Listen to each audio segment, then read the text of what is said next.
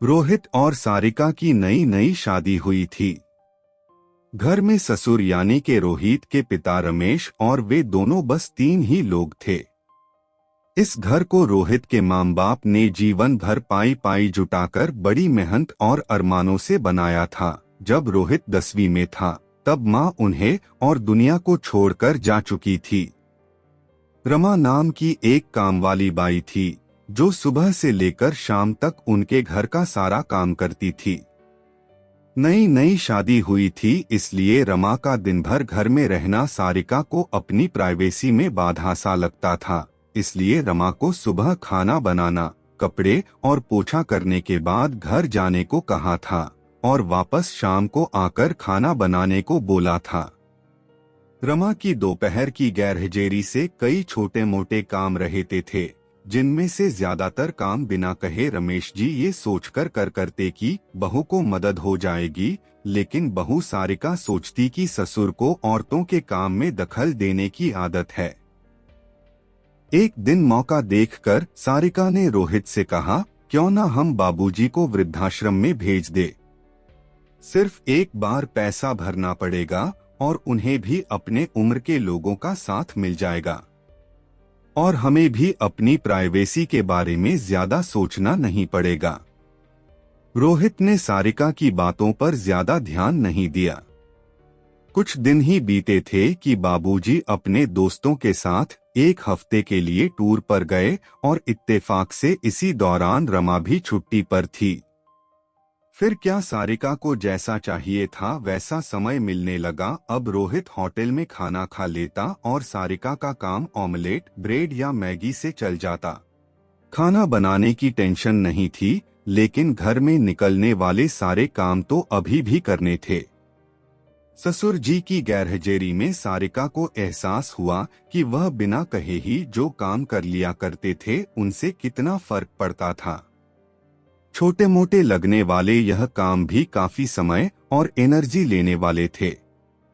कुछ दिन बीतने के बाद एक दिन रोहित सारिका को कहता है, चलो आज कहीं बाहर घूम कर आते हैं। सारिका बड़ी खुशी खुशी सज-धज कर बाहर घूमने के लिए तैयार हो जाती है।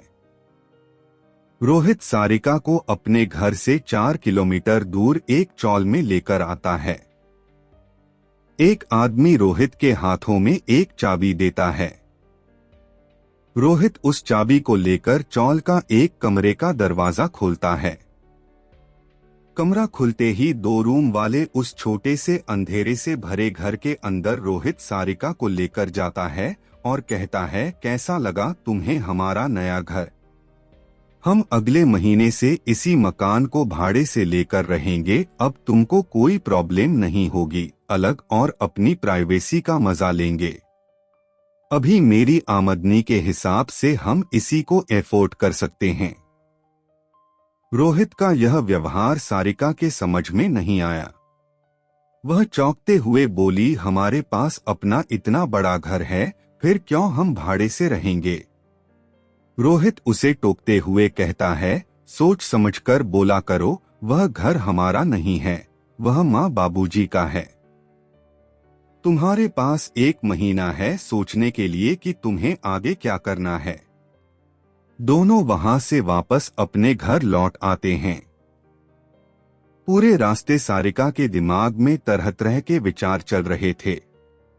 घर पहुंचते ही उसने रोहित से कहा, माना कि यह घर माँ बाबूजी का है, लेकिन क्या हमारा इस पर कोई हक नहीं है? रोहित ने कहा, बिल्कुल है, लेकिन माँ बाबूजी के बाद जब तक वह है तब तक तो नहीं। अगर तुम्हें हक समझ में आता है तो तुम्हें जिम्मेदारियां भी समझ में आती होंगी। सिर्फ हक के बारे में सोचकर और अपनी जिम्मेदारियां भूलकर स्वार्थी होना क्या भला अच्छा होता है? सारिका के पास रोहित के इस सवाल का कोई जवाब नहीं था। वह सोचने लगी कि उसने अपने क्षणिक सुख के स्वार्थ के लिए इतने नीचे गिरकर ऐसी घटिया सोच अपने दिमाग में आने दी। उसे मन ही मन पछतावा होने लगा।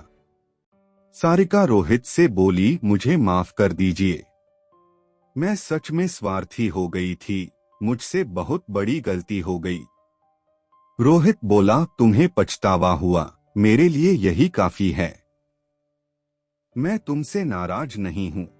बेटे और बहू का यह वार्तालाप रमेश जी दरवाजे पर खड़े होकर सुन रहे थे।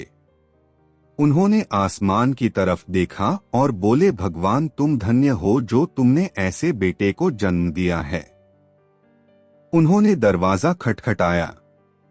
बहू ने दरवाजा खोला तो उनके हाथों में पकड़ी थैली से गरम गरम पकोड़े की सुगंध आने लगी।